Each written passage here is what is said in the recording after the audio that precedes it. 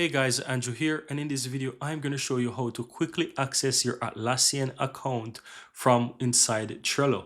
Now, once you're inside Trello, guys, I want to mention that if you don't know what is Atlassian, basically owns Trello, right? And they own a ton of different applications or systems that you can use. So if you click, for example, on the upper left hand side, we have this square here. These are the apps. You can click there and you can see different applications. So you can quickly access Atlassian by simply clicking this box here in the upper left hand side next to Trello, and you can click on more Atlassian apps and it will open up your Atlassian and you can see quite of those different apps there that are already available to you. But if you're looking to really access your Atlassian account, guys, it is also very easy for you to access. So what you want to do inside Trello, let's say you're working on a particular board. Let me go ahead and choose, for example, a board, right?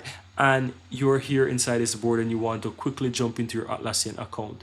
You can click your profile on the uppermost right hand side, then go to your settings, and guess what? Right at the top it says some settings can only be changed from your Atlassian account, and you just need to go to your Atlassian account from here. It's going to quickly open and it's going to quickly sign you in, and guess what? This is where you have your Atlassian account.